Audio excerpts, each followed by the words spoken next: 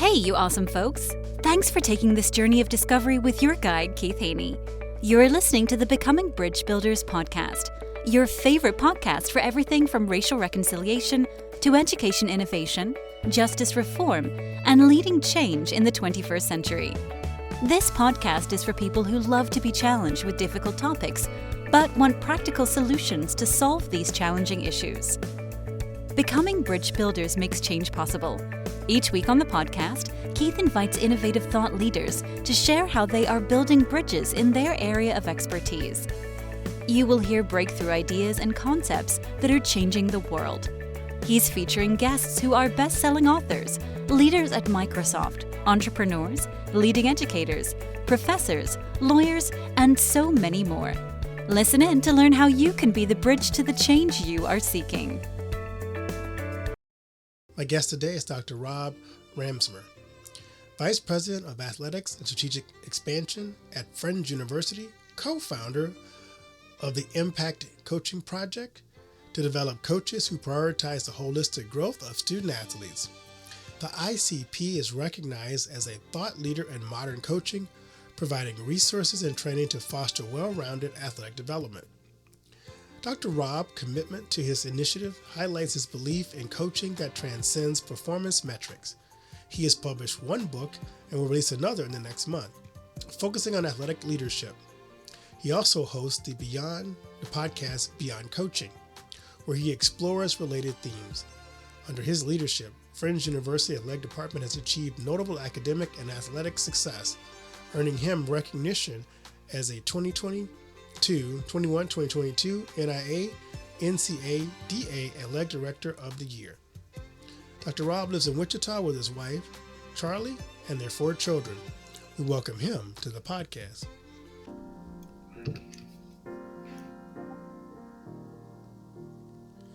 Well, Rob, welcome to the podcast. How you doing today? Good, Keith. How are you? I'm good. I'm excited to talk to you. I love talking to people who love athletes because I love sports, even though I don't play as much as I used to anymore, but still love to watch it. Good. Well, I'm about the same. I tell my kids I was really great in my day. So I love to ask my guests this question. What's the best piece of advice you've ever received? So I became a head college baseball coach at a very young age. And my high school football coach, who was also my best buddy's dad, took me out to lunch and he said, "Hey, I've learned a lot over the years, made a lot of mistakes. Best advice I can give you is it's never as good or as bad as it seems." I like that. So that's something that's really resonated with me over the years to try to stay level and not overreact, not underreact. I love that. That's such good advice because you can take things and exaggerate them or inflate them to places where they don't need to go. Exactly. It's allowed me, just kind of gets me to slow down. Let's take a breath before we react. Right.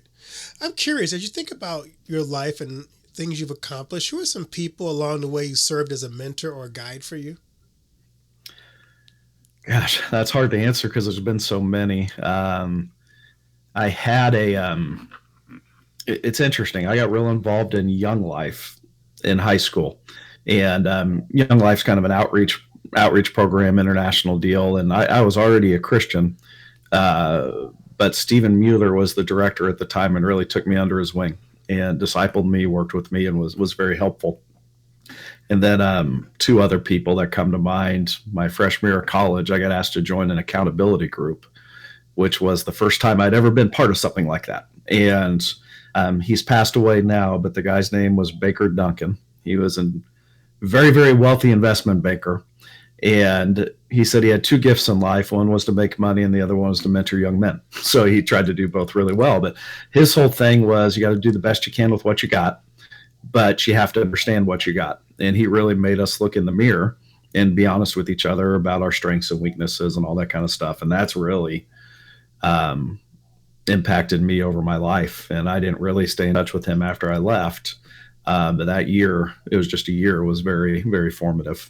And then the last one I talk about was my first boss when I became a head college coach named Joel Kaufman. And Joel thought so differently than me that it stretched me. And he's a Hall of Fame basketball coach before he became AD. but he would say the most important year of his career was the year he didn't win any games. He went 0 and like 30, Hall of Fame coach.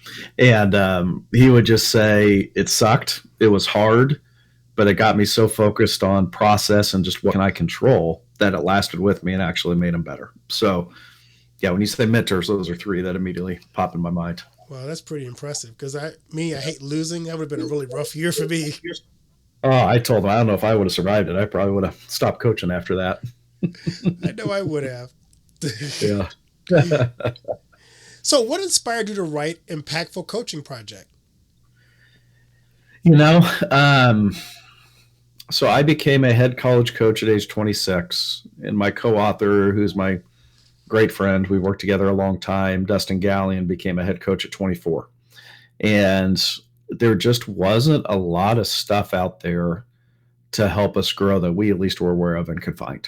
So we just really bounced ideas off each other all the time and trial and error, and had a lot of what we call expensive experience, where we weren't learning from others, just kind of learning on our own.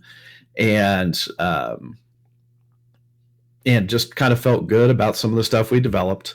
As I've become an AD, so I coached for about 10 years and been in administration for a while.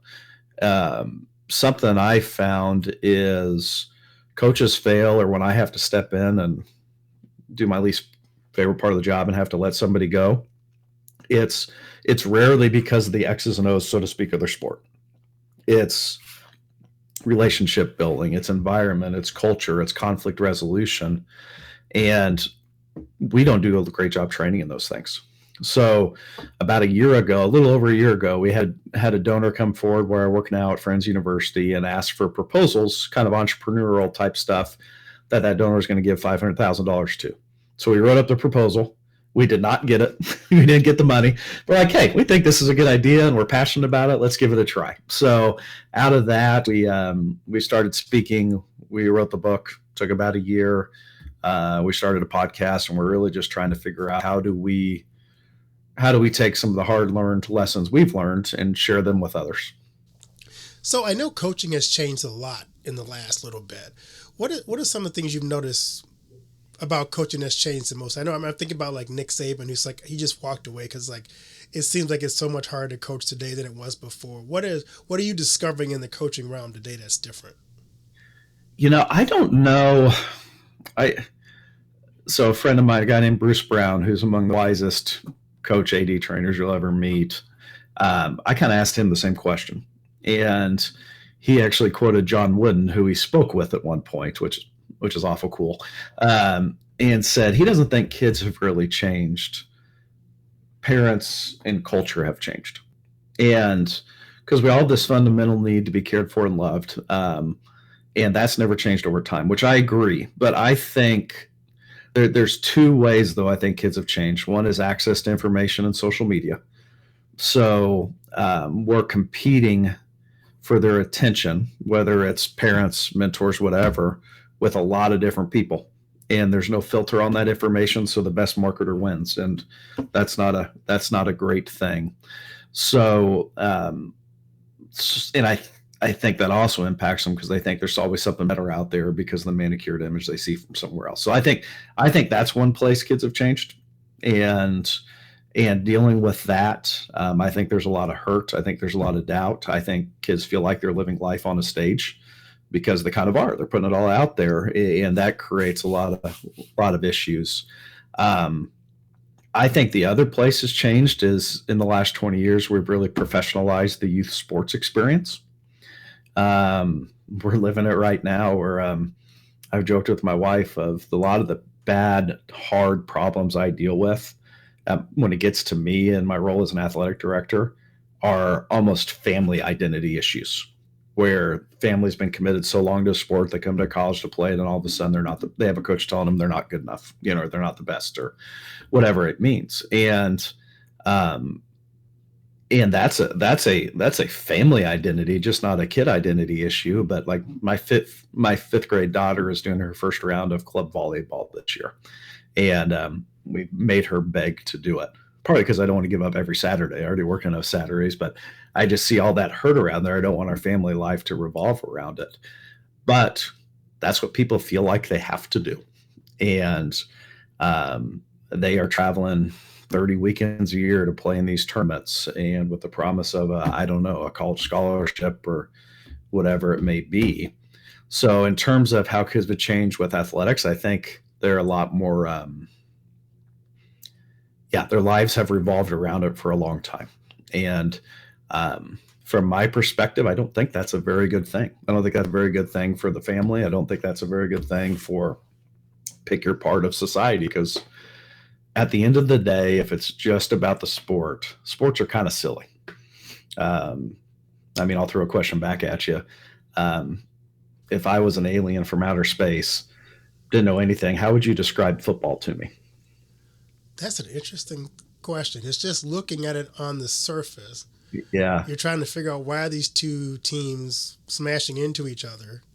Yeah. Trying to get to one end of beside the other just to go start over again. Yeah. Why? Yeah. And so we've taken this thing that's supposed to be fun and professionalized it. And there's so much good. I make my living in it, but if not done well and with intention, can really be a bad thing for people. So that's a very long, winding answer to what you asked me. Hopefully, it made sense. No, it did, and it reminds me of one of my favorite teams. There was an athlete who was drafted by this team, and his father could not let go of always being his hitting coach. So he goes to the pros, and he's still trying to listen to his dad as his hitting coach, and he never really achieved what he could have achieved, it seems to me, because his dad couldn't let the professionals actually work with his son. And now, as far as I can tell, he's not been signed by any major league team right now. And I'm going, I think that's a story of so many athletes, because we have invested so much time into our kids' lives that we think we know them better than the professionals who may be now in charge of them. Mm-hmm. Yeah, and I don't know.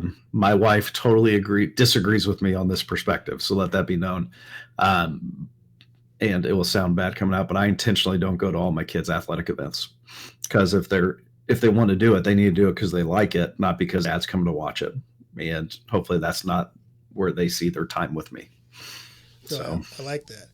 So tell me how you developed this Coaching Impact project. You say it was kind of initially something that was possibly a project you were going to get funding for, but tell me how it all developed.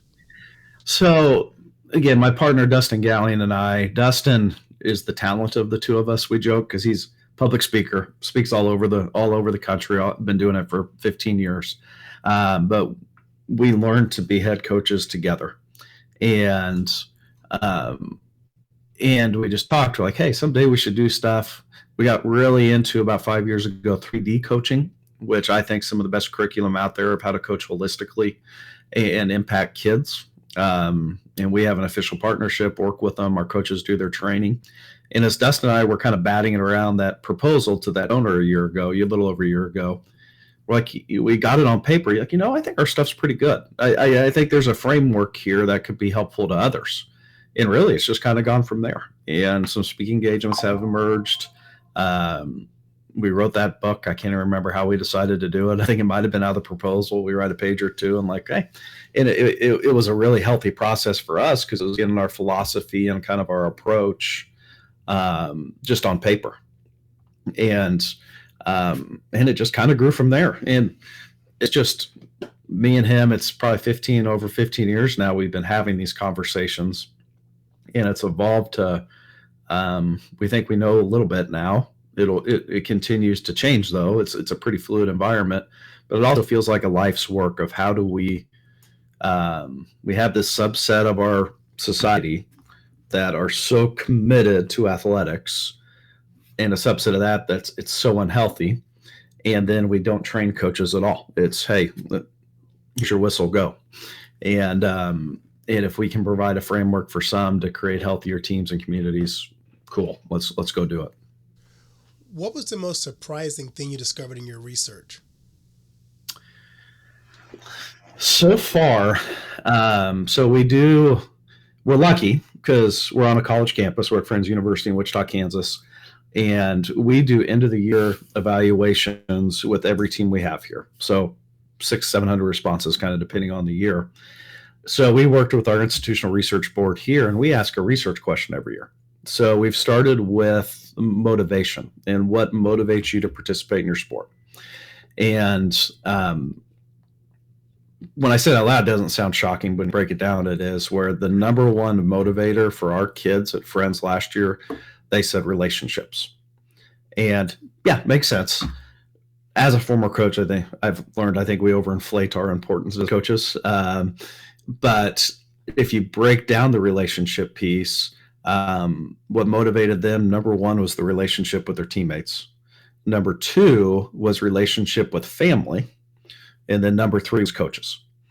So that order really kind of surprised me. And I think it goes into what we were talking about earlier of there's this family identity piece, which we need to figure out how to dive into and research, because they've devoted so much time and money into the youth sports scene, where kids get here and their family motivates them because they've been in it together for so long. So that piece was really surprising. This year, we're trying to drill down on that research a little more, where we're having kids, and we're actually hopefully on the verge of partnering with another school to be able to get a broader sample size. But we're asking kids to rank order, because last year was just qualitative, write it out. And we spent Lord knows how much time analyzing. And now we're asking them to rank order which one of these are most important. So it should let us drill down a little bit more on it and then dive into it. So to solve the magic question everybody wants to know is, how do you build a good team culture? Mm-hmm. I think it's a moving target, but I think fundamentally human beings want to be part of community, and they want to feel cared for, and I think athletes want to get better. So we talk a lot about thinking in systems, and we have 3 C's within our book of how we break down kind of coaching, and the first one is competence.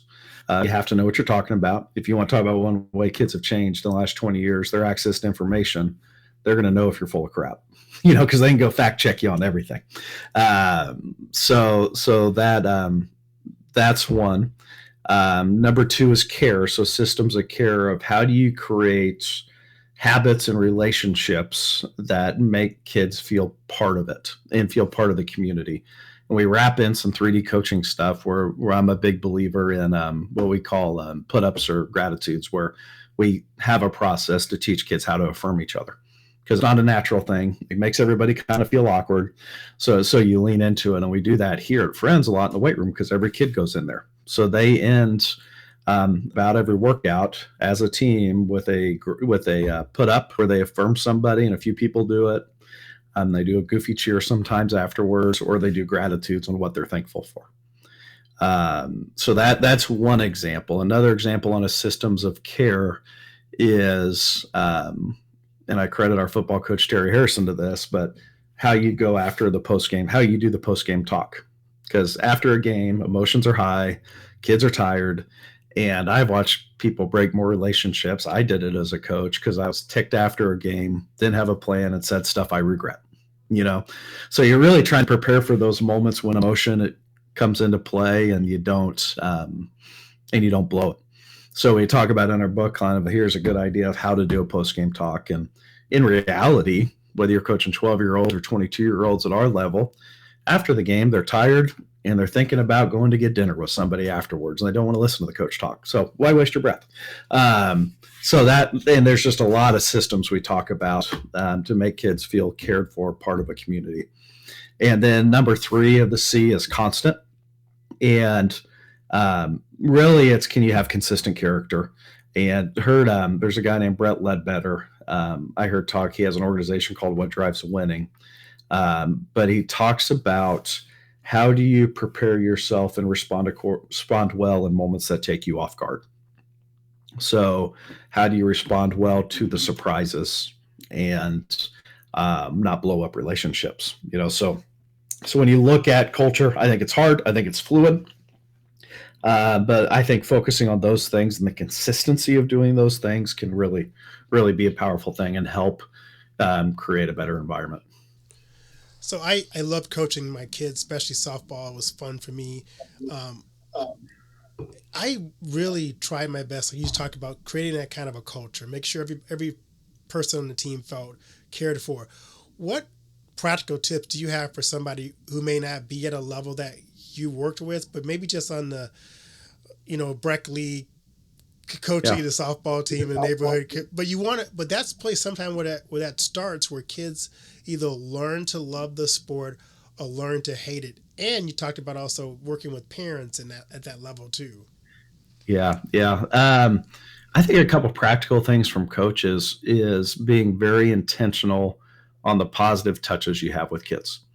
And it's something I've actually started doing here. I don't remember why. When I pass kids in our building, just in my position, I'm the guy in charge. That can be hard to approach. So everybody I see, unless they're just staring at their phone, I try to give them a pound as I walk by. You know, and I try to, if I see something that just was really good, I show up at their post practice and just give somebody a compliment. So I think the more you can intentionally do some of those things, the better. And depending on the age, something I really like that's so freaking simple. I wish I would have thought of it before. Um, is after practice, after a game, like here, I'm looking to our left because our stadium's out there. There's about 150 yards between our stadium and our athletic building. Have every coach walk in with somebody, different person every day, and just talk to them. I think the same thing could be 12-year-olds as kids are showing up, sit down and talk to them. And and the last thing, I'll share a ironic story with this, but whether it's 12-year-olds or 22-year-olds, we all want to win. You play to win, but in the long scheme of things, I don't know if winning matters all that much if you're not doing things well. And I had a team, I guess this was my second or third year, and I had a new assistant named Zach Mercer, heart of gold. But I was really angry at my team after a game because I thought they were so wrapped up on winning and kind of being arrogant and that kind of thing. I get up there and I say, you know what? I bet you can't tell me who won the national championship. And I just threw out a random year. And I'll be darned, Zach Mercer raises his hand and told me right in the middle. I was like, shut up, Zach. But I think the point's proven of, say at Fringe University, we win a national championship in football next year. 10 years from now, the kids on the team, their parents, the coaches, and me are all the ones that are going to remember it. So hopefully there's great relationships where they can enjoy it with it. But so I think that's a few of just that intentional contact time, making it positive. And I see with my kids' sports, parents get more wrapped up in the coaches and winning and losing than the kids do. So anything we can do to separate that out and enjoy what we're doing in the process, the better. So, what kind of feedback are you getting from coaches and readers who are reading your work there? I got a call from a friend yesterday who told me he's buying the book for everybody in his athletic department. And the critique, feels weird bragging about ourselves here, was that it was too short. But we tried to make it practical. I think it's 120 pages, just trying to keep it there. But the positive feedback we've gotten is that it's practical and it's connected to today. And I think that's something that is unique about what we're trying to do, because Dustin's a head golf coach, public speaker at high schools mostly, and then I'm an AD. We're on the ground working it every day. So we see what's going on. So we like to think we're pretty practical. The other unique thing that's come up, because we have the podcast, which has been going on about a year, is we've gotten some calls from high school parents that are like, you know what, our coach is a great person at our high school, but there's no thought process to any of it. How can you connect with them? Or, gosh, yeah, I didn't understand kind of the depth of things that can quite frankly go wrong in athletics. And there's been that population, what we're very surprised to hear from, but has been fairly, I don't know if encourage is the right word, but encouraging to be able to be helpful. So you said that, kids haven't changed really all that much, but how do you see the role of coaching evolving in the next decade or so?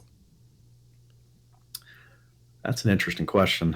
I think coaches' authority, this is hard to say, because on one piece, I think it's lazy to say, you know what, this generation doesn't get it, because our parents' generation said that about us, and I'm sure their parents said it about them.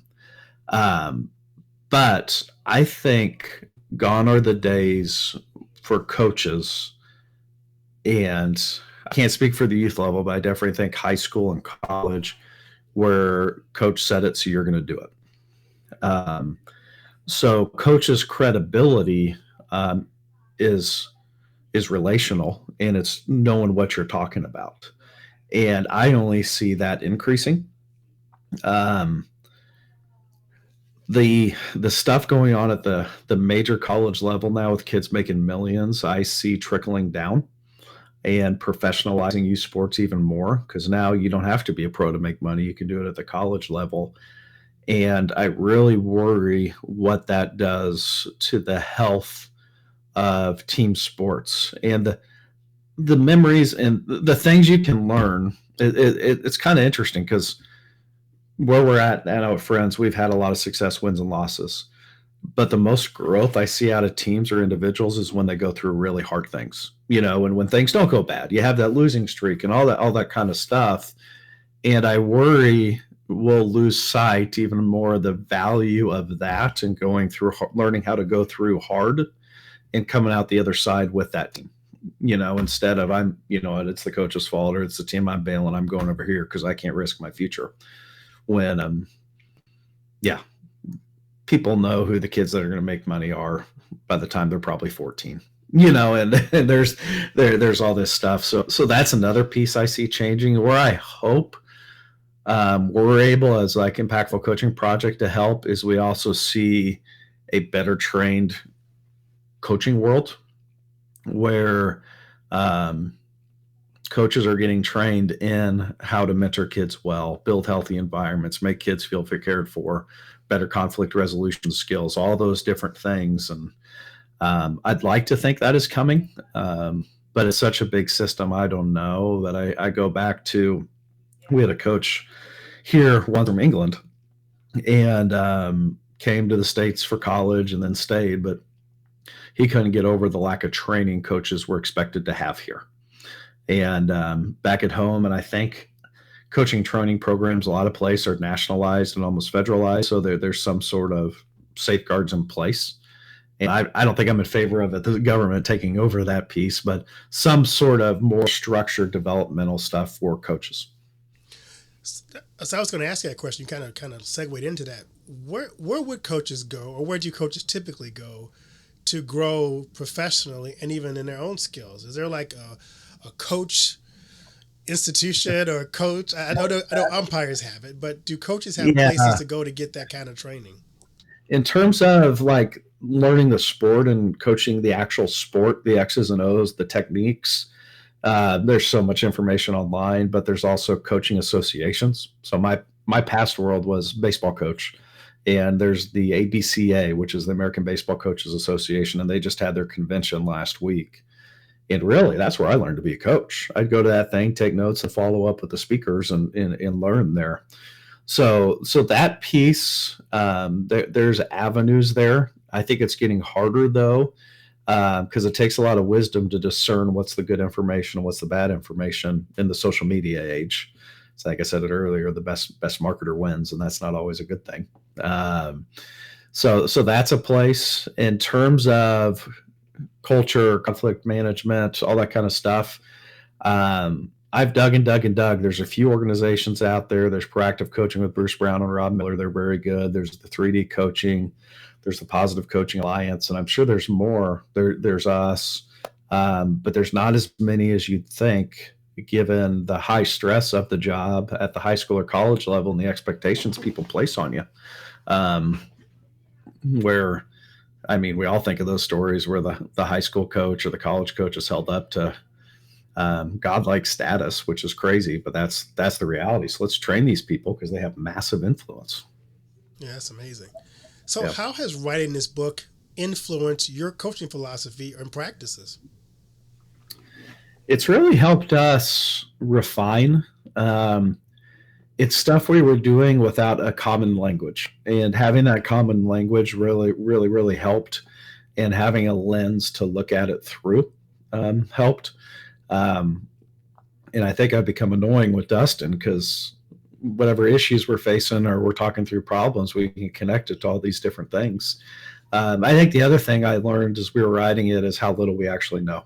As you start writing, you start finding more resources, and um, that book, we've already started adding to. It's kind of become a working document, because you learn more and you write more, and um, I think that's the other piece where I hope I can do this over my life, where we have actually a chart in there in the book. I think we called it the Belichick curve. Like, I'm a big fan of Bill Belichick, just because he was so good with the New England Patriots for so long, and it fascinates me, people that can be just that much, perform at such a higher level for over a long period of time.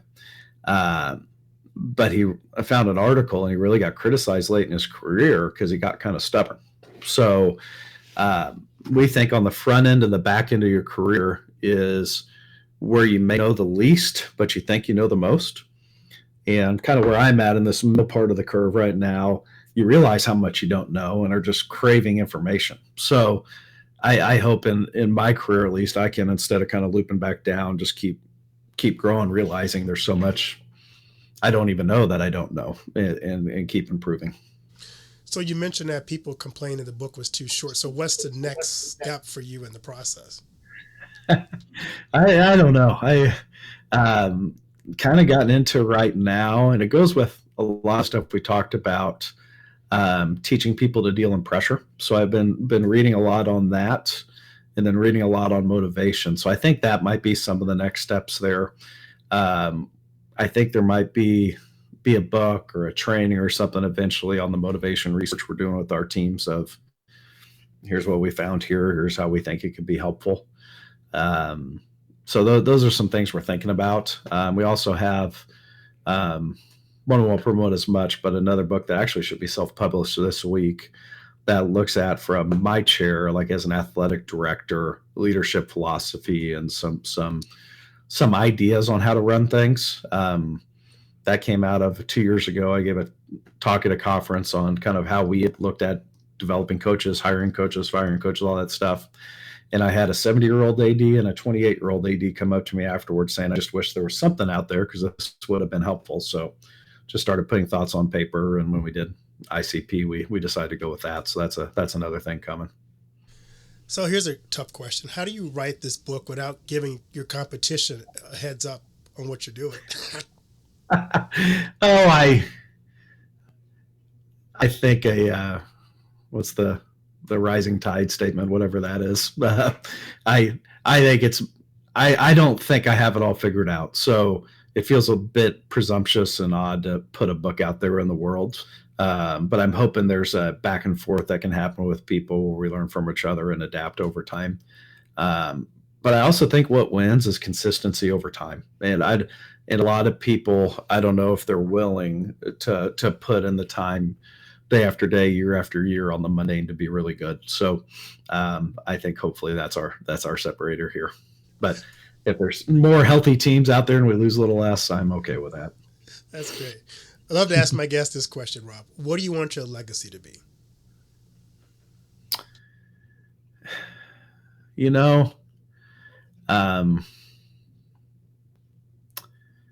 I've been in positions where I've always worked at faith-based schools, which is a really important part of my life, my faith. And so I've been able to incorporate my faith in kind of the Christian values piece, which I think a lot of Christian values are universal values in some ways. But I hope my legacy is that I was a values-driven person that cared about more than just results, if that makes sense. So I'd say that'd probably be my hope and prayer. That's great. Where can people find the Impactful Coaching Project and connect with you on social media? Cool. So we use our Substack as our website. So impactfulcoachingproject.substack.com. And you can you don't have to sign up, but you can see there's somewhere information there. You can sign up and you'll get a weekly email or podcast from us. You can find us on Spotify or Apple Podcasts for our podcast called Beyond Coaching.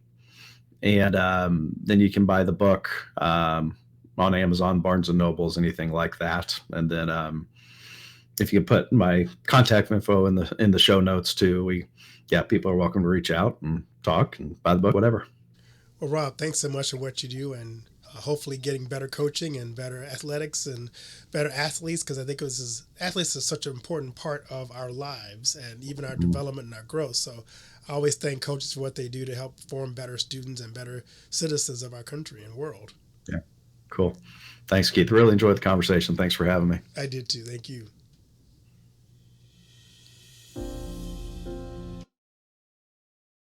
Thanks for listening to Becoming Bridge Builder. If you enjoyed this episode and want to help support the podcast, please subscribe and share it with others. Post about it on social media or leave a rating and review. To catch all the latest from me, you can follow me on Instagram @bkeithhaney and on Getter and Twitter @RevHeadpin. Thanks again, and tune in next time.